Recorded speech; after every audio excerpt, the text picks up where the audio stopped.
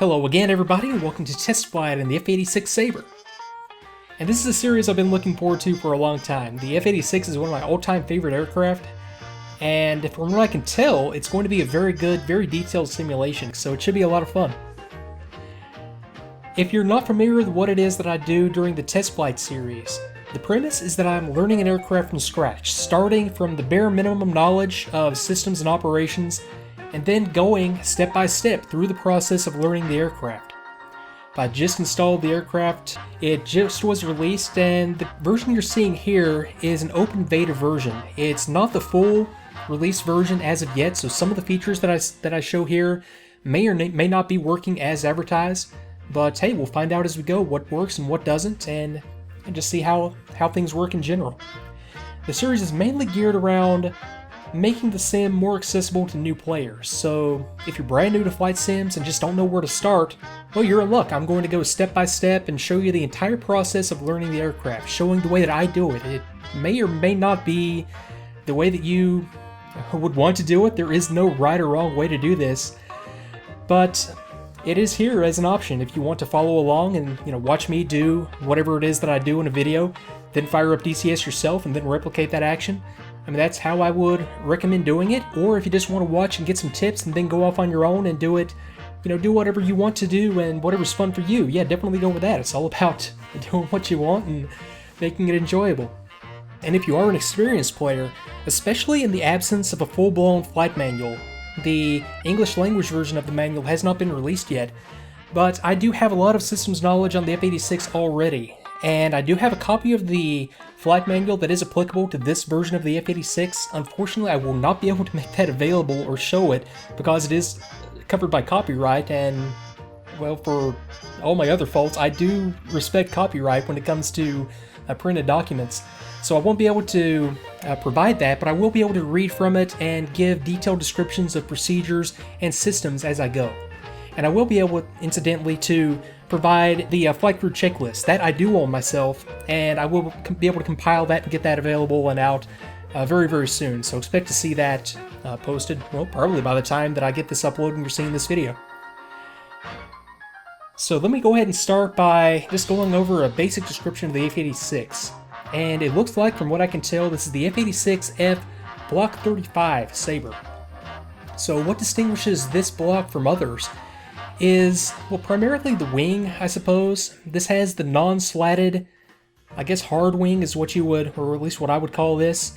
In other words, it does not have the leading edge slats. It does, however, have a 5-inch wing fence on the top of the wing. It's there to kind of break up the boundary layer air and provides a little bit better maneuverability at high Mach numbers. It also has what's called the 6-3 or 6-3 wing. So the wing chord was extended 6 inches at the wing root and 3 inches at the wing tip. And what all these modifications to the wing were intended to do was give it better maneuverability at high Mach numbers and better high-speed agility, which is, in this time frame, what it needed to be able to compete with the MiG-15. And this is, to be thought of in the Korean War context. The Block 35 was fielded in, it would have been late 1952. I don't believe the Block 35 saw action in Korea. They were primarily provided to European fighter wings in Europe, primarily because of the tactical nuclear capability that's built into the aircraft. It has the LAVS, low altitude bombing system, so it's very well suited to the projected European theater conflict at the time. And I could be wrong about it going to Korea. Sometimes you see odd block numbers or odd versions of aircraft show up just as they come off the assembly line. If they needed to backfill a squadron due to attrition, sometimes you would see some odd block numbers show up, but I believe this one only saw action, or primarily went to Europe first. I guess other features of the aircraft that give it a very good handling and maneuverability at high Mach numbers, the horizontal stabilizers, I know that's not the, I don't know, that might be the correct term for these, but they're all moving, it's like an all-moving tail section.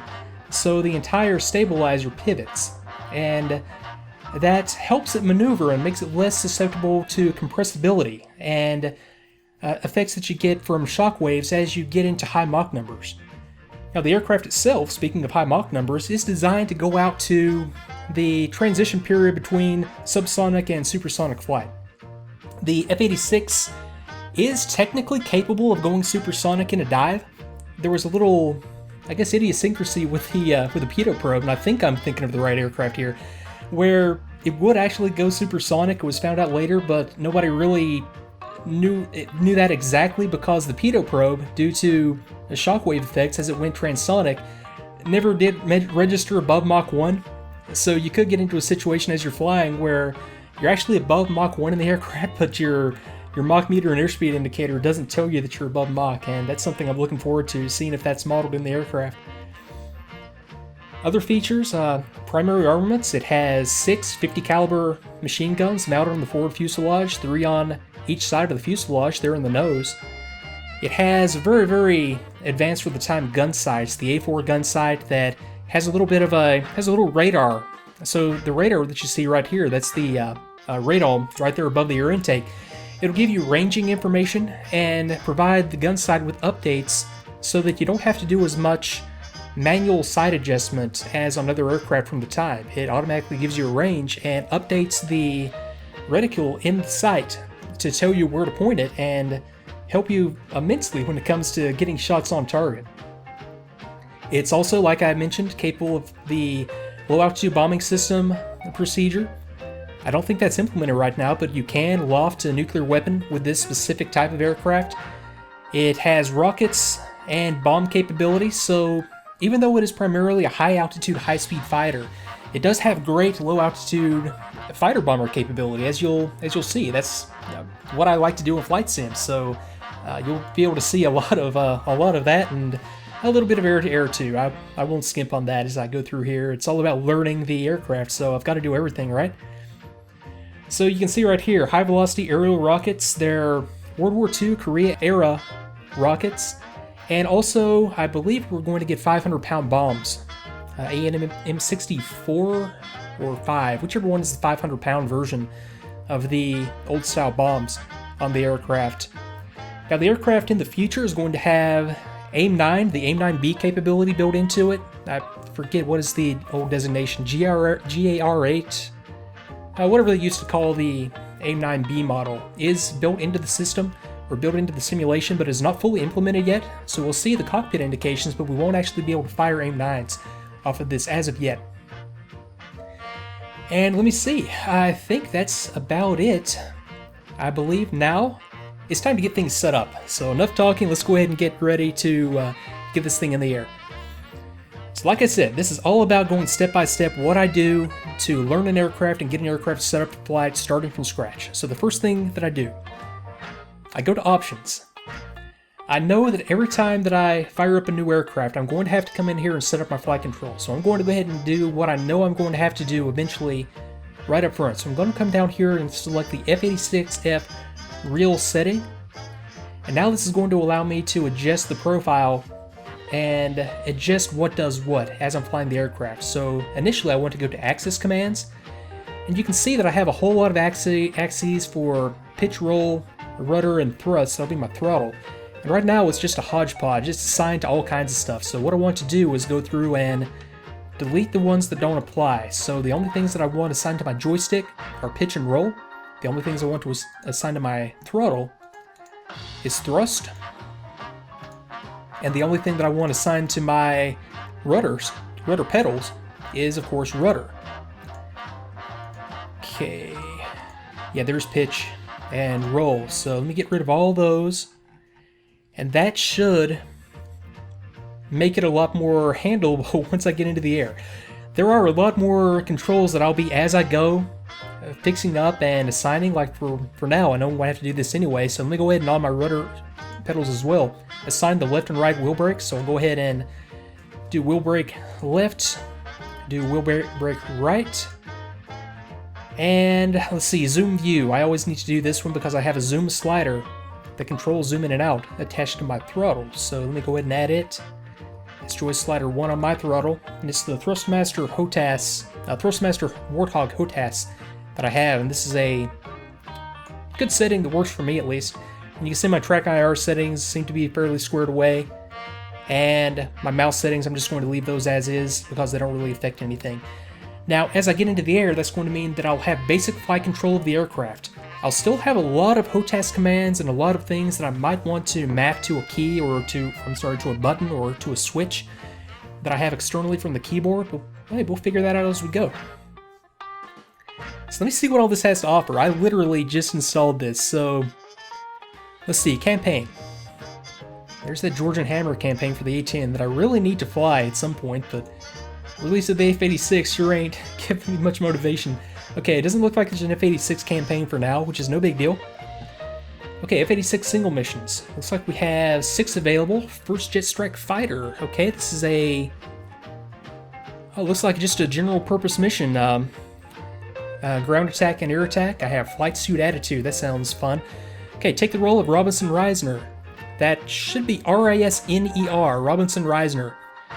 Very, very distinguished Korean War and Vietnam War pilot. Let's see here. Mustang ground strike. Okay, escorting Mustangs. Okay, very cool. Hunter becomes the hunted. Okay, it's another Korean War era. Taking the role of Robinson Reisner again. Yeah, it must have just been a typo before. R-I-S-N-E-R. Remarkable, remarkable man. General Reisner. If you do nothing else as a result of flying these missions and getting familiar with the F-86, read his book, The Passing of the Night. It chronicles his time as a POW during Vietnam. He also gets into a little bit about F-86 flying and a little bit about F-105 flying in Vietnam, but yeah, just remarkable book, remarkable man to learn about. Definitely look up more about Robbie Reisner, who just passed away incidentally very, very recently. But yeah, I very much look forward to flying these missions. Okay, I've got MiG Sweep, take the role of Captain James Jabara. Okay, that's the first American jet ace. Hey, as it says right there, I was right. It's chronicling his 5th and 6th kills, so that should be fun. Captain Jabara had a single hung fuel tank. That's something that I'm looking forward to. Well, not looking forward to. I'm seeing how that's handled, because the F-86 was notorious for hung tanks. You know, getting into the combat area, going to jettison your tanks to increase your maneuverability and just increase the capability of the aircraft, and having one of the tanks hang. If one of the tanks on either side hangs, you've got an asymmetric load, and that's not a fun situation to be in. And it's remarkable that he was able to do this with a single hung fuel tank. Great story as well. Sabre Strike, bombing targets with the labs, the Level 2 bombing system. So maybe it is model. Okay, wow, we're going to get to learn a lot during this series. Okay, Street Sweeper. Okay, mission, a convoy. Okay, it looks like it's just a generic mission taking out a convoy. So, sure,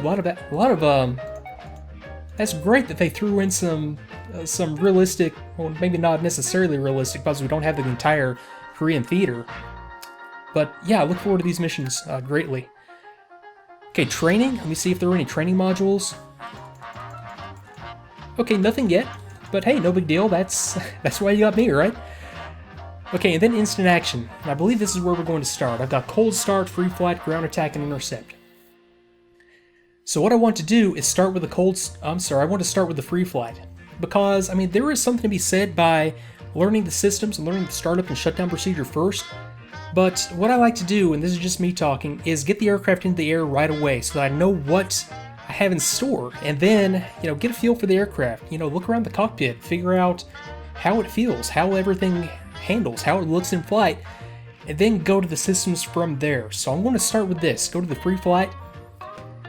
Do a quick breeze around the cockpit just to get a feel for the overall setup, fly it around a little bit, and then from there I have about 5 or 6 sorties planned. The first one will be a startup and shutdown, maybe with a high-speed taxi, taking it out to the runway, maybe not necessarily getting it to a takeoff speed, but making sure that I have the handling as I on the takeoff roll down. Next sortie will be a full-blown takeoff and landing with a little bit of navigation. Next sortie will be like a cross-country flight, focusing mainly on navigation, checking out what systems we have available in the F-86 and how they work. So an out-and-back cross-country flight. And then probably 3 or 4 sorties, depending on how many systems are modeled in the F-86, showing weapons employment and getting down and dirty into employment procedures in the F-86. Because this is vastly different from what we have in the A-10. A lot of this is done just through sleight of hand and just using your wits, and a lot of practice and a lot of trial and error is required to get these procedures that you have to use to be effective in the F-86 or older aircraft down. So that's what I like to do. So I'm looking forward to that as well. So let me go ahead and go into the free flight. We'll look around the cockpit a little. But first, let me take a quick break, and then I'll be right back with a continuation of this series. So I hope you are going to enjoy this, and I hope you are enjoying it already. If you are, especially on the first few videos, if you could consider leaving a like or leaving a comment in the comment section below, that sure would help out a lot. So thanks again for watching, and I will see you next time.